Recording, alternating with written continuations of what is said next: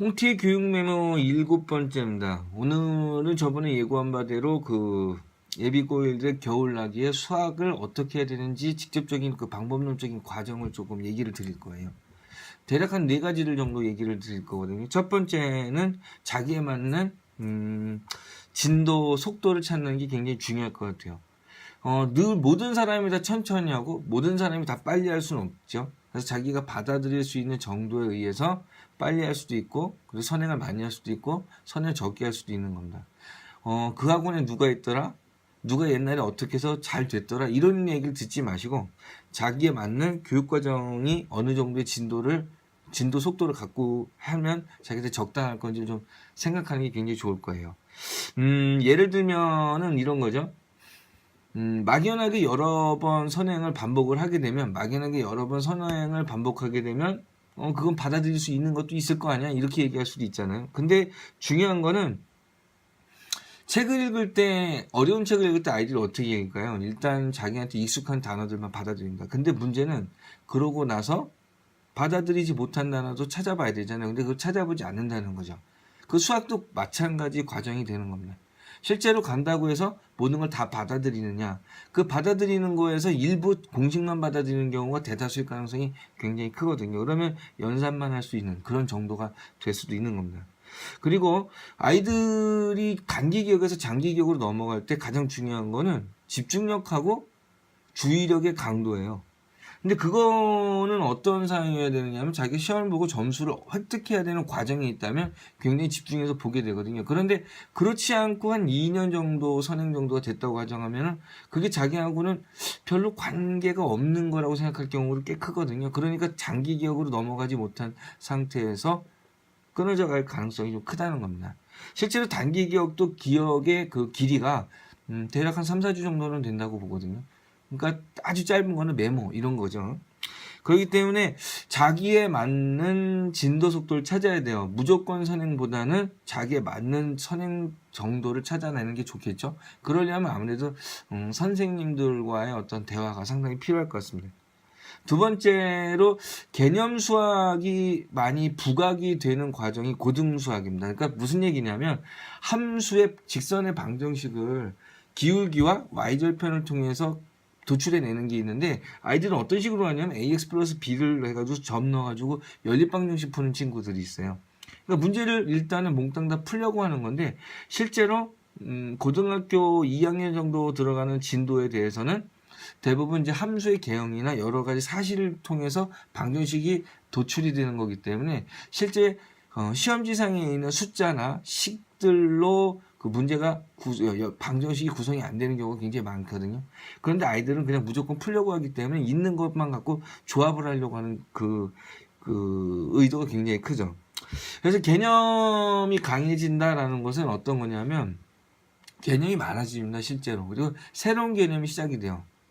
그러면 연산이라는 건 어떤 거냐면 그냥 공식을 운용하는 거잖아요. 근데 그 공식의 운용이 한계가 좀 있고요. 일단 공식이 잘 된 거냐 안 된 거냐, 계산할 수 있느냐 없느냐를 판가름하는 부분이 개념이거든요. 그래서 그 개념이 잘 되어 있느냐 없느냐에 따라서 자기주도 학습도 할 수 있는 거거든요. 자기주도 학습은 혼자 하는 공부가 아니고 스스로 빈 곳을 찾아갈 수 있는 그런 공부잖아요. 그러려면은 아무래도 개념이 탄탄하게 쌓여 있어야 얘기가 되겠죠. 그래서 개념 수학이, 개념적인 것이 굉장히 부각이 돼야 되는 부분이기 때문에 가장 중요한 거는 선생님들한테 새로운 그 개념을 많이 물어보는 게 좋아요. 많이 물어봐서 자기가 맞는지 틀리는지를 명확하게 해서 정확한 개념을 하나씩 잡아두는 게 가장 중요한 겁니다. 그래서 방학 동안에는 같이 하는 선생님들한테 많이 질문을 해보는 게 좋고요. 문제 풀이보다는 개념적인 부분이 맞는지 틀리는지를 많이 확인하는 게 가장 좋을 겁니다. 자, 그래서 세 번째는 어떤 거냐면은 노트를 활용하라는 거네. 노트를 활용하라. 자, 노트를 활용하라는 건 어떤 건가요? 일단 초중하고 고등학교 교육 과정의 그 가장 큰 차이점을 본다면, 첫 번째는 개념의 다양성이죠. 개념이 다양성이기 때문에 이 개념이 맞는지 틀리는지를 좀 비판적으로 바라봐야 될 필요성이 있는데, 실제로 노트를 쓰면 어떤 장점이 있느냐면 실제로 지금은 맞는 것 같은 느낌이 있지만 시간이 많이 지나서 다시 그 개념을 생각을 해보면은 그 개념이 잘못됐구나라는 걸 느끼는 때가 굉장히 많이 있거든요. 그래서 다시 한번 수정하고 거기를 업데이트하고. 그러기 위해서는 그걸 검증할 수 있는 시간적인 차이가 좀 필요합니다. 그렇기 때문에 노트가 필요하죠. 그 노트는 내가 적은 거를 잘 찾아볼 수 있도록 많이 훈련을 할 수 있는 그런 식으로 그 노트를 정리하는 방법을 익혀야 돼요. 자, 그리고 노트는 고등학교 과정의 두 번째 그 차이점은 과정들이 유기적으로 연결이 돼 있다는 거예요. 근데 그 과정이 굉장히 길잖아요. 그러니까 까먹을 수밖에 없겠죠. 근데 그 까먹는 것들을 주기적으로 반복할 수 있는 계기를 반드시 마련을 해야 돼요. 그런 면에서 노트가 상당히 중요한 겁니다.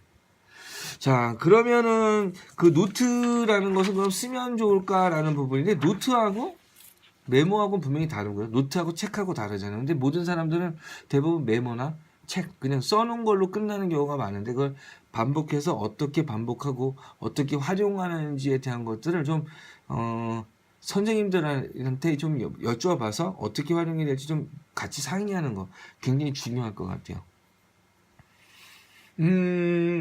자, 네 번째인데요. 네 번째는 책을 읽었으면 좋겠어요. 책을 읽어야 되는 이유가 뭐냐면은 이런 겁니다. 이런 말이 있어요. 수학은 나이빨이다. 자, 이게 일부 맞는 얘기일 수가 있어요. 왜냐하면은 생각하는 방식과 표현하는 방식의 능력의 정도에 따라서 수학을 받아들이는 정도가 달라질 수 있어요. 그러니까 어떻게 보면 초등학생한테 너무 많은 선행을 시키게 됐을 경우에 어떤 일이 벌어질 수 있느냐면 받아들일 수 있는 그 표현의 정도가 있는데 그 표현의 정도를 넘어가게 되면 사실 그냥 공식만 전달해서 이렇게 계산해라고 할 수밖에 없는 수준으로 가는 경우가 굉장히 크거든요. 그러니까 책을 읽는다는 거는 일단 여유를 좀 가질 수 있는 거, 시도 좀 있고 그래서 좀 뭔가를 비판적으로 생각할 수 있는 시간적인 여유를 갖는다는 것과 읽어서 그리고 들어서 내가 판단할 수 있는 능력을 좀 업을 시킬 수 있는 그런 방식이기도 하기 때문에 책을 읽는 게 굉장히 중요한 것 같아요. 자, 이 여유에는 어떤 것도 포함이 될 수 있느냐면 그 개념을 비판적으로 받아들여야 되기 때문에 사실 이제 숙제가 많은 경우는 어떤 문제가 생길 수 있을까요? 그 비판적으로 개념을 받아들일 수 있는 여유가 생기질 않아요. 그렇기 때문에 실제로 숙제량도 적당한 게 되게 중요한데 어머님들은 일단 숙제가 많으면 좋죠. 그쵸? 매일 뭐 하고 있으니까. 근데 숙제 양은 정말 적당하는 게 가장 좋은 것 같습니다. 근데 물론 숙제 양이 적당하면 부모님들한테 많이 비판을 받겠지만 근데 아이들 입장에서 비판적으로 뭔가를 생각할 수 있는 여유를 갖는 것 그것도 굉장히 중요한 것 같습니다. 지금 여기까지 말씀을 드렸죠. 지금 4가지 정도 얘기를 드렸는데 첫 번째는 자기에 맞는 진도 속도를 찾자. 두 번째 개념 수학의 시작이다. 세 번째 노트를 활용하라. 그리고 노트는 그거를 활용할 수 있는 연습을 반드시 해야 되고요. 네 번째로 책을 읽을 수 있는 여유를 갖자. 이렇게 됩니다. 방학 동안에 열심히 공부하셔서 좋은 결과 갖도록 빌겠습니다. 다음번에는 예비 고3들을 위해서 제가 그 예비 고3들에 대한 얘기를 조금 진행을 해봐야 될 것 같아요. 고3들이 되기 위한 요번 겨울방학이 굉장히 중요하니까 다음번에 또 뵙겠습니다.